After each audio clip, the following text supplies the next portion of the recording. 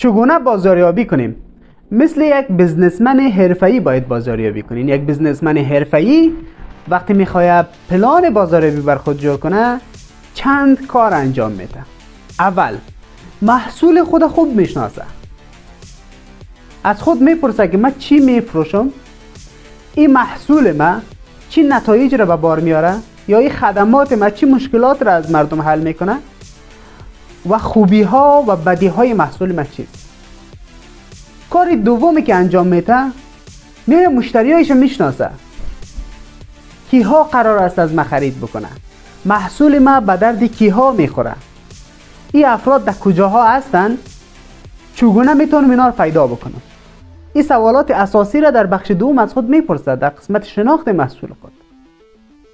کار سومی که انجام میده، انتخاب کانال بازاریابی است. از خود میپرسه که من از چه طریقی میتونم به اون مشتریایی که قرار است محصولات مرا بخره برسم. آیا ما باید از طریق تلویزیون تبلیغات کنم تا به اونا برسم؟ از طریق تبلیغات بنری یا بیلبوردی باید تبلیغات کنم به اونا برسم؟ یا تراکت پخش کنم؟ از طریق فیسبوک تبلیغات کنم؟ چه کانالی را باید انتخاب کنم که به ایشان برسم؟ و کار بعدی که یک بزنسمن حرفه‌ای انجام میده تولید محتوا است.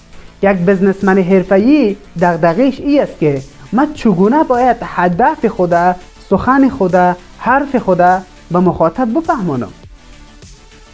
من آیا محتوای قالبش ویدیویی باشه، بنری باشه، پوستر باشه، و یا فقط عکس باشه، و یا ترکیب از اینا باشه؟ با این سوالات استراتژی تولید محتوای خود عیار میکنه و کاملا واضح میسازه که من روی چی معیاری تولید محتوا کنم، در محتواهای خود باید چی بحثایی را دنبال کنم تا مشتری‌ها درست هدف مرا بفهمه، محصول و خدمات مرا بهتر درک بکنه.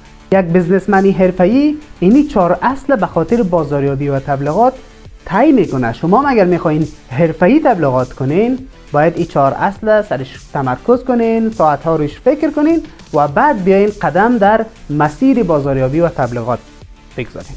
ولی یک نکته دیگه هم وجود داره. یک بزنسمن حرفه‌ای اگر خودش تخصص نداشته باشه، برای دریافت پاسخ‌های سوالات میره از یک کسی که تخصص داره، تجربه داره در بازاریابی و تبلیغات مشوره میگیره تا بتونه بهترین تصمیم اتخاذ کنه.